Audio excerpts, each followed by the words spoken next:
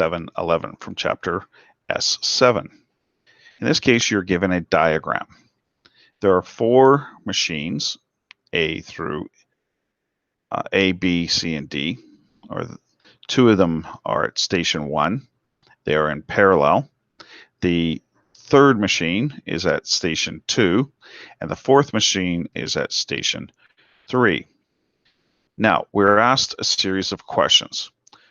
And before we can answer any of those questions, we need to find out how long does it take to process a unit at each one of the stations.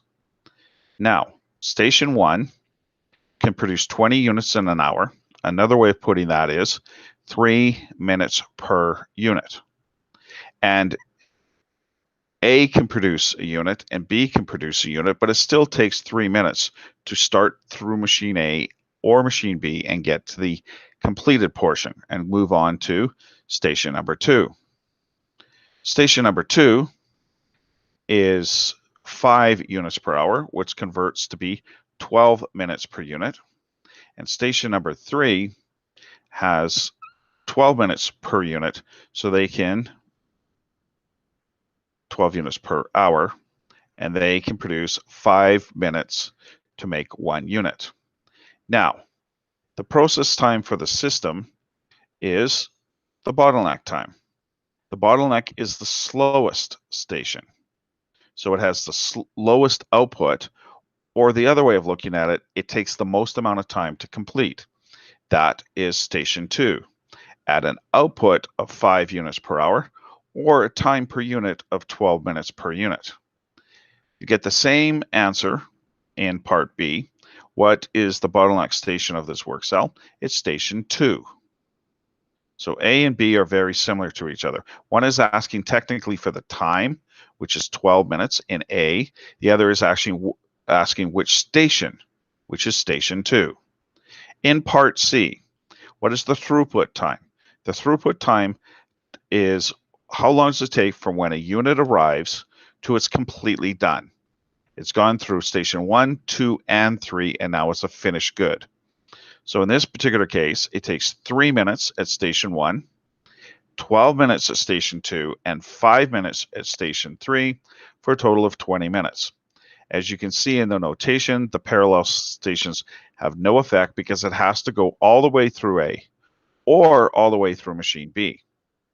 It doesn't matter, there's 2, but there's 2 of them being worked on at one time. The weekly capacity, we need to find the amount of time available. This company works 10 hours per day and a 5-day week. So in this case, you have 60 minutes times your 10 hours per day and your 5 days, which will total be 3,000 minutes available. It takes 12 minutes at the bottleneck. So you divide the time available by the bottleneck. So I'll put that on your screen. So time available divided by bottleneck time is your capacity. That's the limiting factor.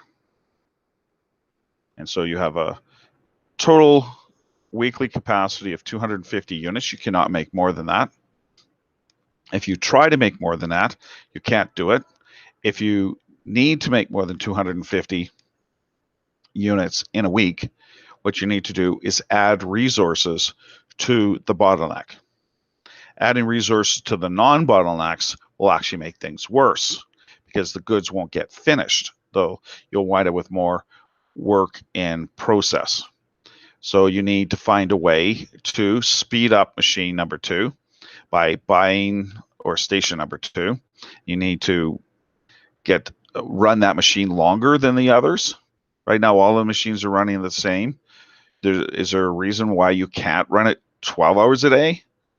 So you need to identify your bottleneck, and then you need to do something to improve or